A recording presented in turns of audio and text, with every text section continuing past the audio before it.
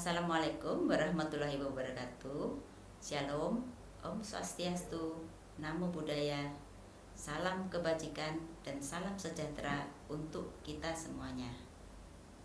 Perkenalkan, saya Dr. Cianiwati Gunarto, Dokter Gigi MS, sebagai penanggung jawab mata kursus dalam MOC kali ini, mikro kredensial, dengan judul pembuatan Holy Retainer atau peranti retensi Holy. Pada pertemuan kali ini, kita akan belajar terlebih dahulu tentang materi dengan judul peranti retensi. Diharapkan melalui materi kali ini, setiap peserta kursus dapat mengetahui mengapa perlu suatu peranti retensi, apa pengertian peranti retensi, dan juga apa saja macam-macam peranti retensi, dan khususnya kita nanti akan mengenal Holy Retainer dengan lebih baik. Sebagaimana kita ketahui bahwa pasien yang memerlukan suatu perawatan ortodonti pasti akan ingin mendapatkan suatu perawatan aktif agar supaya gigi-giginya dapat tertata dengan baik.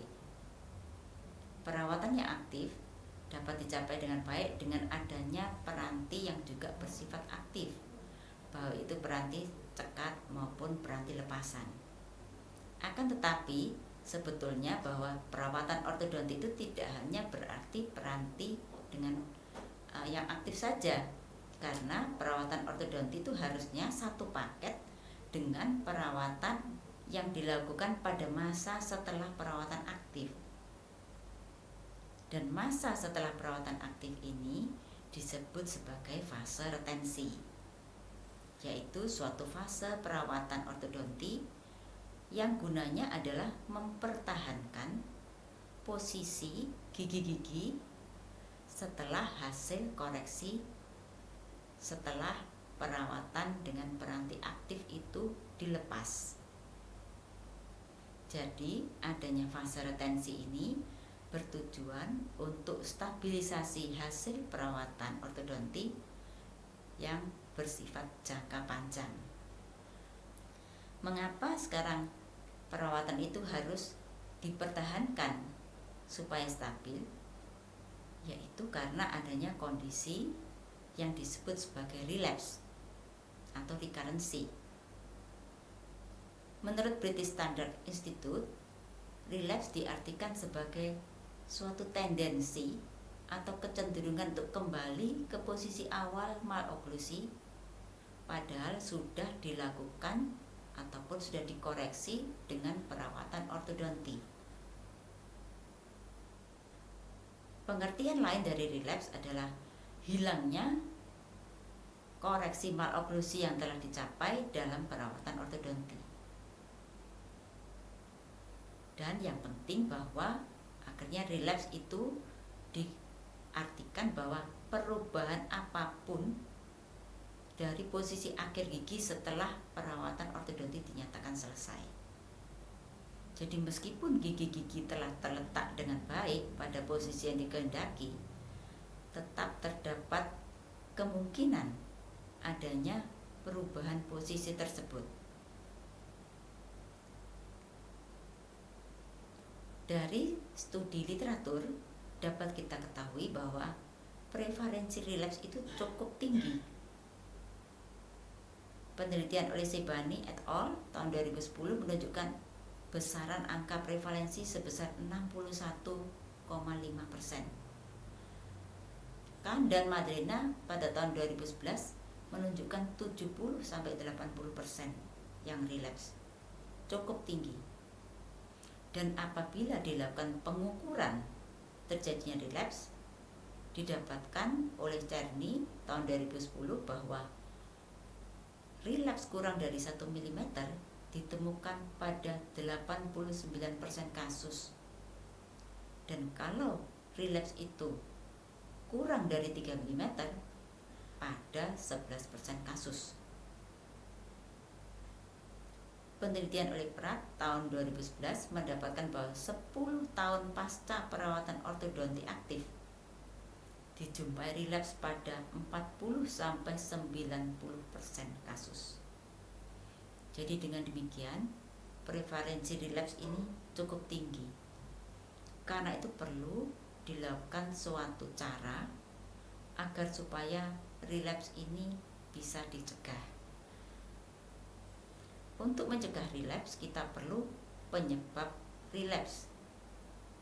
Harus diketahui lebih dahulu apa saja yang bisa menyebabkan terjadinya kondisi relapse ini. Yang pertama, etiologi belum diatasi dengan baik. Misalnya saja suatu maloklusi disebabkan karena adanya suatu bad habit tertentu. Meskipun gigi-gigi telah ditata dengan baik dengan peranti aktif sehingga didapatkan posisi gigi-gigi yang dikehendaki pada lengkung yang normal, akan tetapi kalau bad habit ini belum dihilangkan, maka tentunya kondisi yang sudah baik tadi mudah sekali untuk kembali ke posisi semula. Penyebab yang kedua, interdigitasi cups yang kurang baik. Hasil perawatan ortodonti diharapkan bahwa dicapai suatu interdigitasi cups antara rang atas dan rang bawah yang baik sehingga saling mengunci dan kedudukan oklusi ini stabil.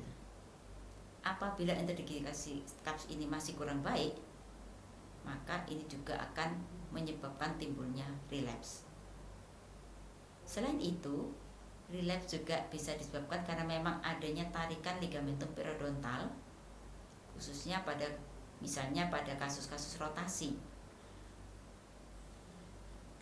Kemudian juga adanya gigi molar ketiga yang erupsi. Pada penelitian ditunjukkan bahwa erupsi molar ketiga ini juga menyebabkan gigi-gigi bisa relapse. Meskipun ada pendapat yang juga berlawanan yang mengatakan bahwa meskipun tidak ada gigi molar ketiga pun relapse bisa tetap terjadi. Selain itu, relapse juga cenderung terjadi pada kontak gigi yang tidak baik, baik kontak gigi dengan antagonis maupun dengan gigi sebelah menyebelahnya. Adaptasi tulang juga memerlukan waktu.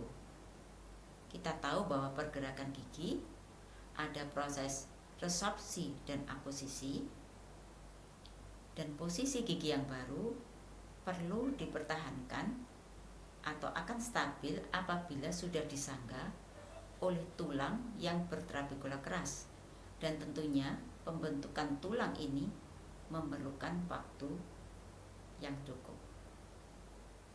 Kondisi jaringan periodontal yang kurang baik juga memicu terjadinya relapse. Karena bagaimanapun jaringan periodontal adalah supporting tissue bagi kestabilan gigi-gigi.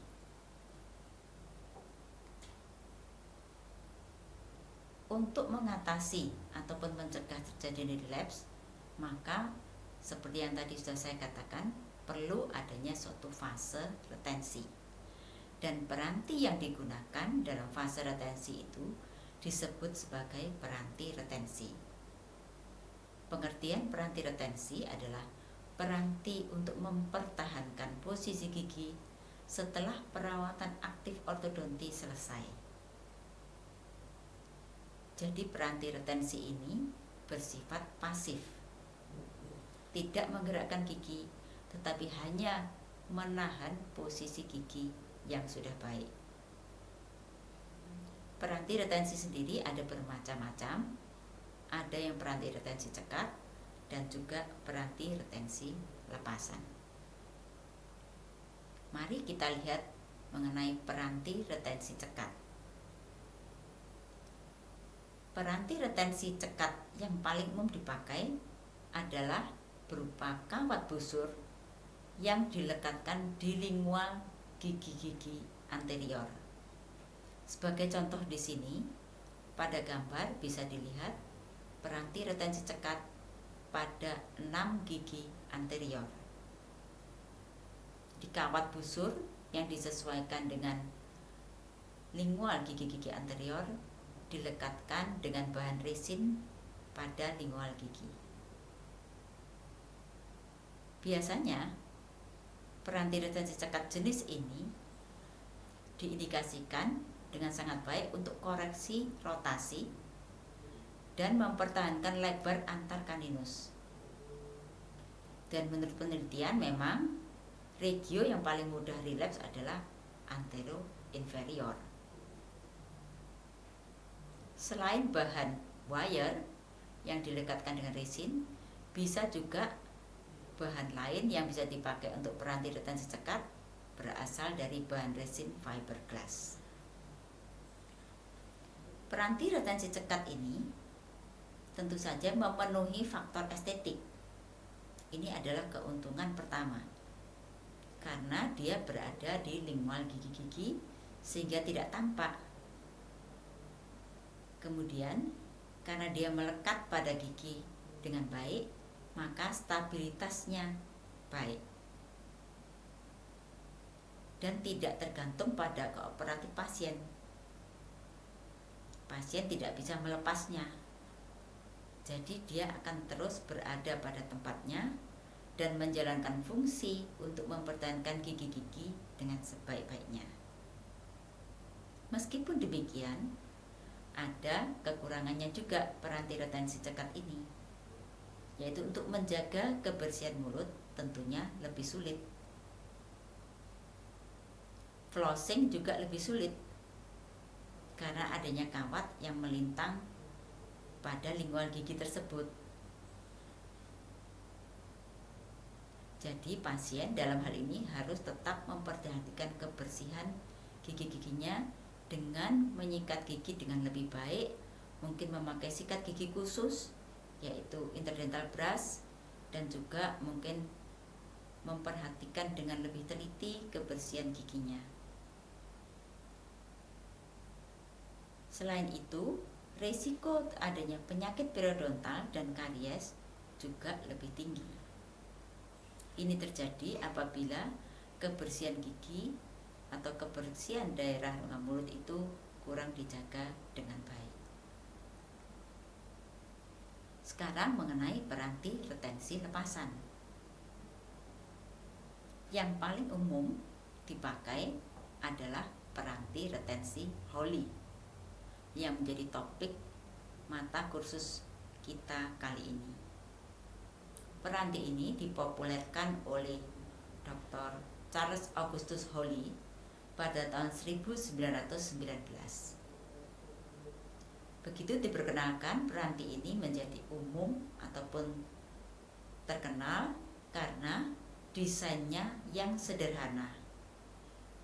Desain peranti Hawley ini hanya terdiri dari cengkeram retensi dan busur labial disertai plat akrilik.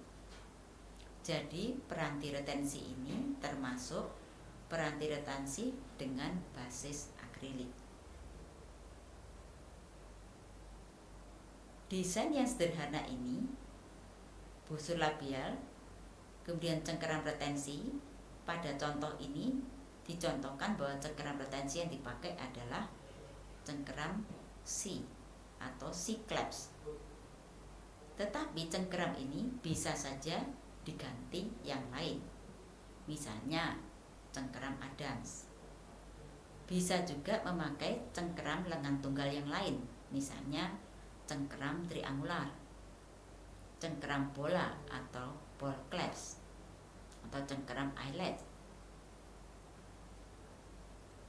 Dan peranti retensi Hawley ini sangat mudah dimodifikasi untuk menambah fungsinya.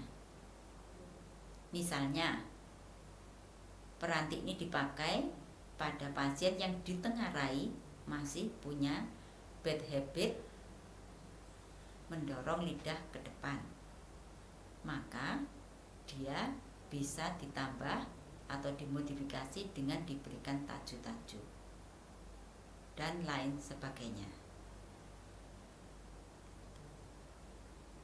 Kita lihat juga bahwa ini adalah peranti retensi berbasis akrilik yang lain yang disebut sebagai wrap around.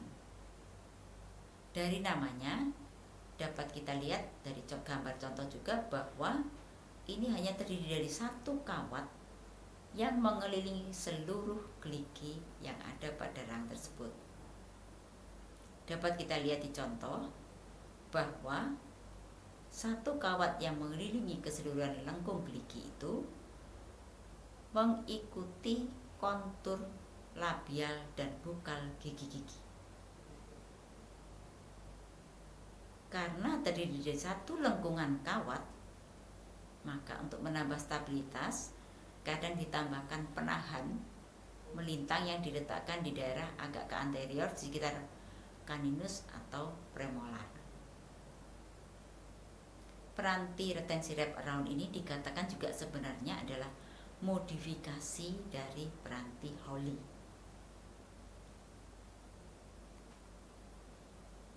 Peranti retensi lepasan yang lain bisa berupa peranti retensi termoplastik atau yang disebut sebagai clear retainer.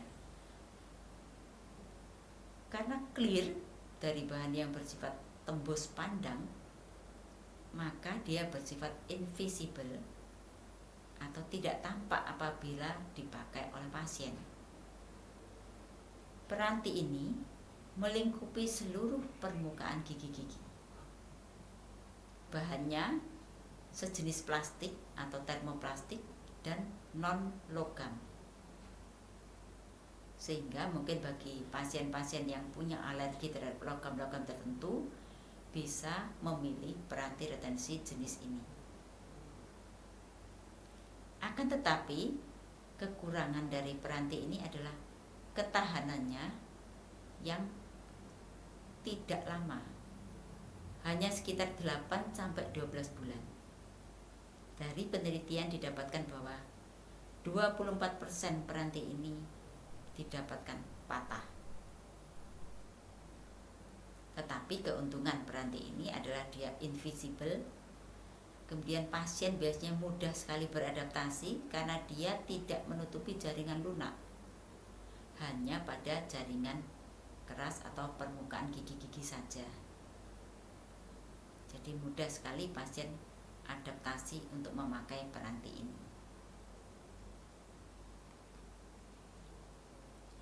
Pemakaian peranti retensi sendiri, ada yang mengatakan bahwa periode retensi itu minimal adalah 7 bulan. Referensi lain mengatakan paling tidak 12 bulan. Variasi lama pemakaian peranti retensi tergantung kasus masing-masing individu. Tetapi menurut ortodontis Amerika, dianjurkan pemakaian peranti retensi itu adalah terus-menerus selama 9 bulan. Baru setelah itu durasi itu dikurangi sampai nanti akhirnya dipakai hanya pada malam hari saja, pada waktu tidur. Demikian materi pada hari ini mengenai peranti retensi.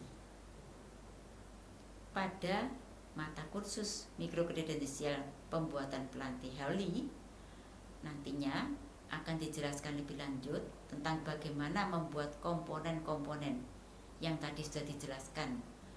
Komponen peranti retensi Hawley yaitu pembuatan cengkeram retensi. Dalam hal ini akan dijelaskan mengenai peranti retensi dengan komponen retensi berupa cengkeram Adams, pembuatan busur labial, dan juga proses pengisian akrilik sampai dengan finishing dan polishing sehingga nantinya dihasilkan peranti retensi Hawley yang baik. Terima kasih untuk perhatiannya. Semoga materi ini bermanfaat. Assalamualaikum warahmatullahi wabarakatuh. Shalom, Om Swastiastu, Namo Buddhaya, salam kebajikan dan salam sejahtera untuk kita semua.